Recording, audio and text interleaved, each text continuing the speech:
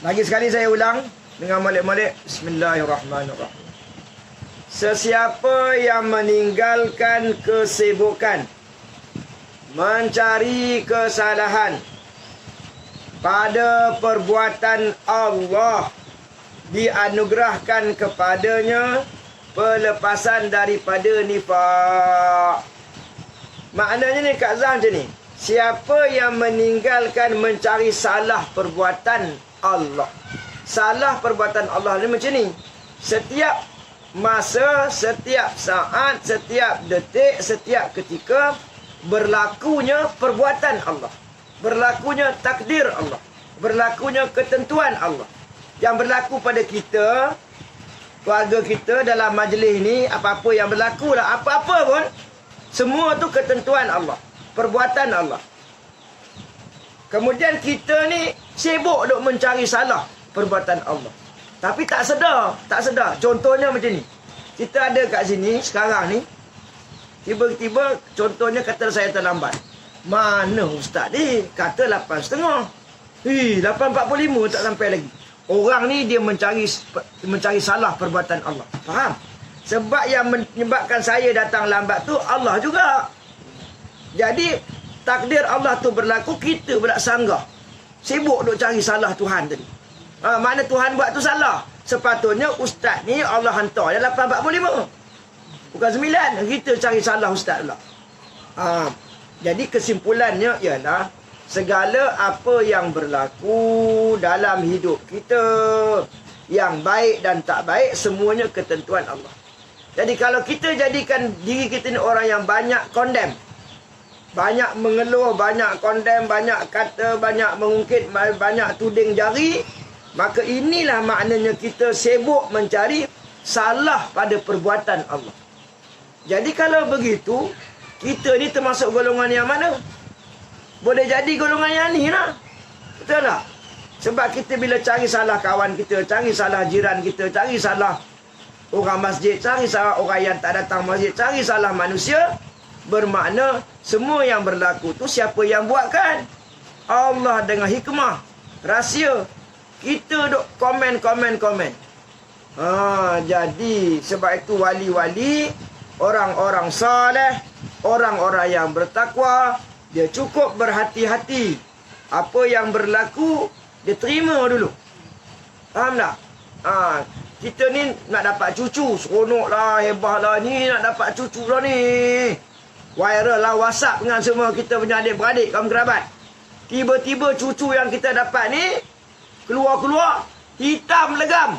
Hitam sehitam-hitamnya. Lebih hitam lagi daripada punggung kuali yang hitam. Tu contoh. Ataupun kita punya cucu yang kita dah viral tadi, keluar-keluar cacat. Tangan tak ada dua-dua, kaki pun tak ada, badan ada. Apa rasa perasaan?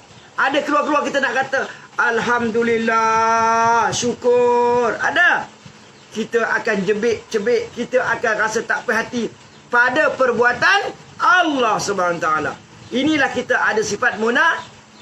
Jadi soalannya, senang ke susah nak tinggal ni? Susah. Cakap senang. Cakap senang ke cakap tak senang, perkara ni mesti dibuktikan. Engkau orang beriman, engkau orang Islam, engkau orang bertakwa, buktikan yang kau boleh menerima takdir Tuhan dalam apa bentuk sekalipun. Keadaan apa pun kau mesti terima. Baik pun mesti terima. Baru kau ni ahli syurga. Betul tak?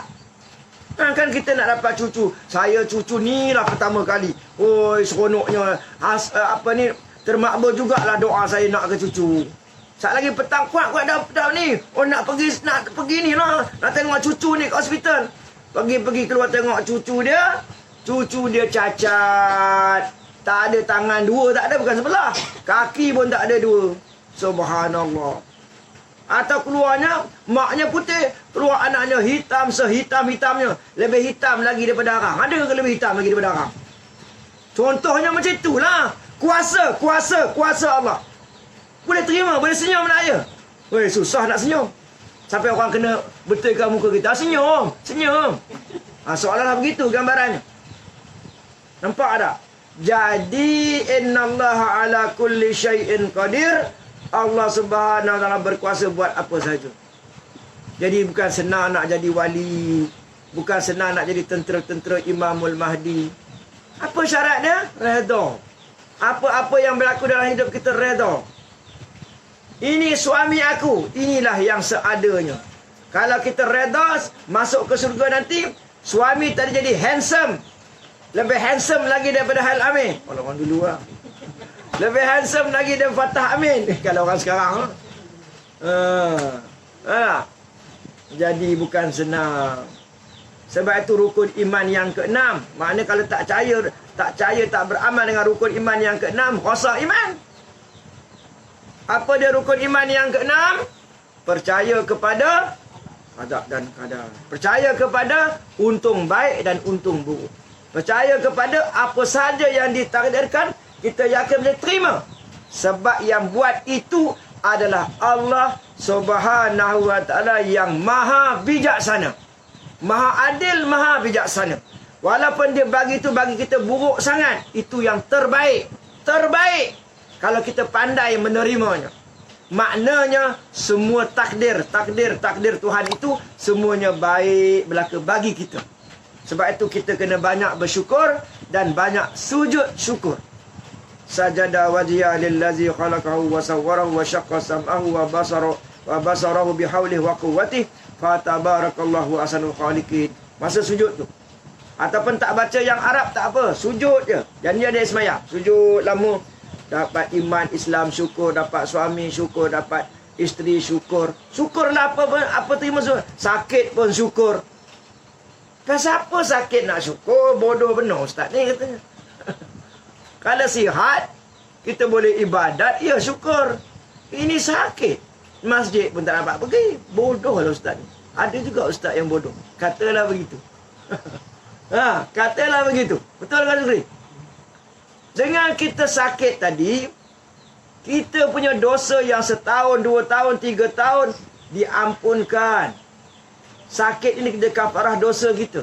Mana kita dalam keadaan tak selesa, kaki bengkak, gantung, stroke, itu ini semua kita terima. Maka tengok tu seolah kata, tengok tu orang tadi ni bagus dia, sihat pun dia suka, sakit pun dia terima, kan? Ini baru sesama sikit dia zoom hilanglah. Pergi klinik, pergi kedai ubat. Sekejap kena sesama sikit zoom tu pergi hospital. Batuk sikit je zoom kedai Cina, farmasi. Kalau macam tu kita ni tak beradab. Tak beradab mana maknanya tak ada adab. Tak ada adab tu mana kurang ajar lah bahasa kita. Kurang hajar dengan Allah Subhanahu wa ta'ala. Kenapa kurang hajar? Sebab kita tak boleh menerima keadaan macam tu. Contohnya kamu nak ambil periksa. Bila nak ambil periksa, keluar keputusan contohnya diploma kan, ataupun keputusan diploma yang akhir semester akhir ataupun SPM katalah gitu. Keluar keputusan dapat B. Terus muka kita dapat B apalah, enggak dapat A. Mana kita sedang cebik muka kita tu, kita sedang tak puas hati, kita sedang mengeluh. Mengeluh dengan siapa? Mengeluh perbuatan siapa? Perbuatan Allah. Jadi beradab kan namanya? Tak beradab. Bila tak beradab maknanya tidak beradab. Tu kurang hajar. Kurang hajar dengan Tuhan. Dapat B, alhamdulillah dulu. Alhamdulillah, syukur. Ini yang Tuhan bagi kat aku. Tak kira lah walaupun kau dah belajar macam mana pun, kau terima dulu. Faham tak? Inilah dia yang perkara yang sangat besar. Jadi ingat ya, nak selamat dalam kubur, alam barzah, nak selamat di padang mahsyar, yang selamat tadi bukan amalan lahiriah, tetapi amalan batin yang dalam tadi tu. Batin tu, batin. Redha, terima, dalam tu, dalaman tu. Terima je, kan? Ini kadang-kadang kita sembahyang, contohnya sembahyang kan. Sembahyang tergesa-gesa, janji sembahyang. Assalamualaikum, dah. Dah sembahyang dah? Dah, alhamdulillah sembahyang dah. Tapi khusyuknya tidak. Tak ada tamak ninahnya, tak ada khusyuknya, tak ada beri perhatiannya. Ingat apa yang dibaca semua, larang gitu je. Jadi barang siapa yang meninggalkan sibuknya mencari kesalahan pada perbuatan Allah, maknanya kalau dia ni selalu tak puas hati, dengar ya, mana-mana, selalu tak perhati, selalu komen di atas apa yang berlaku pada diri dia, keluarga dia, nasib dia. Nasib dia selama ni, aku ni dah kerja 20 tahun. Susah je. Walaupun dia tak mengadu ke orang, dia mengeluh sendiri. Aku ni selalu, aku bukan tak kerja, aku usaha. Pagi petang aku doa, aku semayang. Tapi hidup aku susah je manja. Ish, teruk betul lah. Macam mana aku ni? Jadi kita sebenarnya mengeluh, tak puas hati pada perbuatan Allah Subhanahu Wa Taala. Jadi itulah namanya kita ada sifat munafik. Kata Islam, kata sayang Tuhan, kata rindu kat Tuhan, kata takut kat Tuhan. Tapi Allah buat macam tu, komen tak habis-habis. Jadi saya nak bagi tahu ibu-ibu sekalian, maknanya dia bukanlah kita ni hanya tergantung kepada amalannya. Dah semayang selamat, dah semayang, puasa, zakat, haji, umrah, sedekah selamat. Tak, dia ambil kira dosa. Dosa-dosa macam tadilah yang saya cerita ni. Jadi silalah ambil perhatian. Allahu Akbar. Yang kelima, Sayyidina Ali pula. Kata-kata Sayyidina Ali, karamallahu wajah. Dia point dah, tahu Umar kata. Tapi orang yang ketiga Sayyidina Ali. Tapi pointnya dah 5 dah. Kalau 5 ni mana ni? Sayyidina Abu Bakar, siapa yang masuk kubur tak ada bawa bekalan, sama seperti orang berlayar di lautan, tidak berperahu. Yang kedua, kata Sayyidina Abu Bakar, bukan kata dia, di mana dia tidak rasa. Dia tidak rasa diri dia lebih baik lagi daripada orang lain. Kata Sayyidina Umar pula, dia kata apa? Barang siapa yang bersabar di atas ujian, maka Allah Subhanahu Wa Taala akan memasukkannya ke dalam syurga mana-mana yang dia suka. Yang keempat, ni point dia yang keempat. Yang keempat, siapa yang meninggalkan sibuk mencari salah pada perbuatan Allah, maknanya tak reda dengan takdir lah. Tak reda dengan takdir, maka orang tadi dia tak boleh lepas daripada sifat munafik. Jadi kalau siapa yang dia reda saja, baru boleh bebas daripada munafik. Apa yang Tuhan takdirkan, terima aja. Kan? Contohnya kita pagi ni nanti ada sarapan nasi goreng dengan cucur kot. Selain daripada orang yang pergi pada kita. Contohnya, makan nasi goreng. Ish, apa benda nasi goreng ustaz ni masin benar? Tak pandai masak ke? Zahirnya saya. Kan? Hakikatnya dia sedang komen apa yang Tuhan takdirkan, hantar. Sebenarnya Allah saja buat nasi goreng tu masin supaya nak test kamu tu. Baik benar kamu ni. Nak tengok macam itulah gambaran. Kalau masin pun diam. Sedap dah nasi goreng ustaz ni. Sedap sungguh. Padahal masin. Itu contohlah. Baik, yang kelima. Yang kelima ni, kata-kata Sayyidina Ali lah. Ni kan. Orangnya ketiga. Poinnya yang kelima. Ditanya orang pada Sayyidina Ali, apakah sunatullah? Sunatullah tu maknanya Allah punya pendirian dia. Cara Allah Ta'ala tu apa? Dengar elok. Penting ni. Sayyidina Ali menjawab, menyembunyikan rahsia, iaitu menutup aib orang lain. Menutup aib orang lain. Menutup aib orang lain ni macam mana? Orang punya dosa. Kan orang ni banyak dosa. Kita banyak dosa, orang banyak dosa. Kita mengumpat, mengata, mengadu domba, menyebar-nyebarkan salah orang. Benda tu betul tak? Betul. Dia tu contohnya apa ni? Macam mana nak kata pun, contoh dah banyak sangat. Tak kerti nak contoh dah. Tak kira lah kita cari salah orang, kita pun sebarkan salah orang, buka aib dia. Saat ni buka aib. Tapi aku cakap ni betul. Memang dia macam tu. Jadi itulah namanya buka aib orang. Barang siapa yang suka menutup aib orang lain, nanti di padang mahsyar, aib dia nanti Tuhan tutup.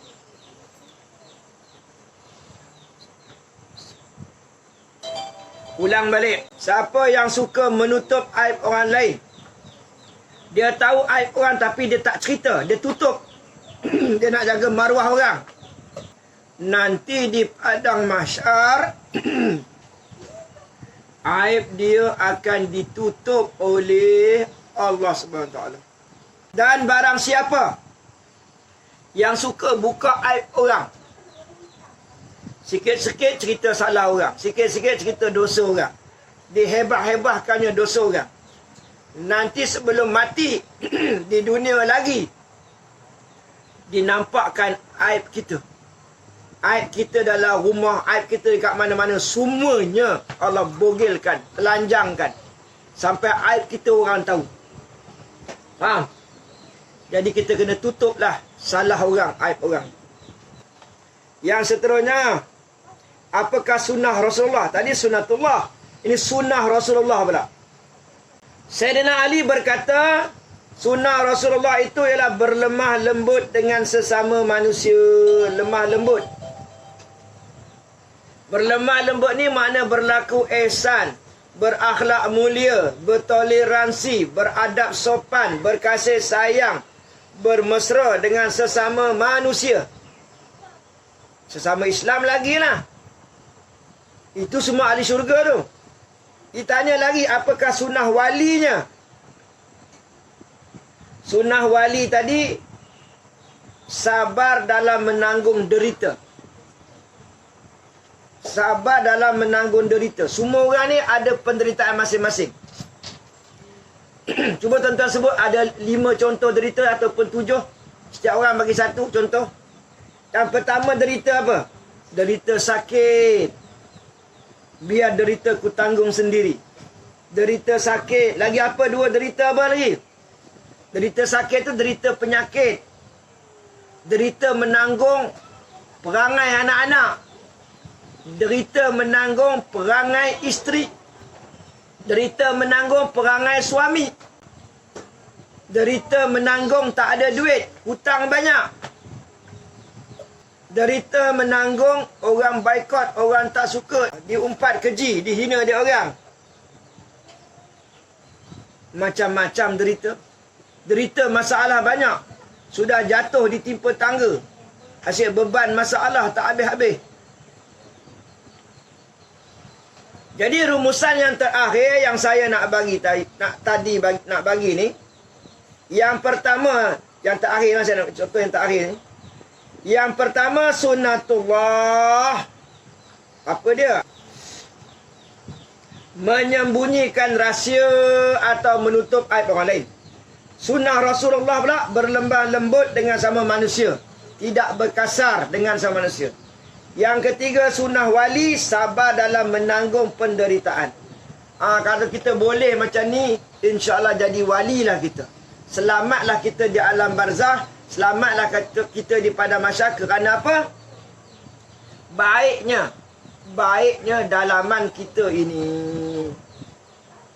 Sekian, wallahu alam. Assalamualaikum warahmatullahi wabarakatuh.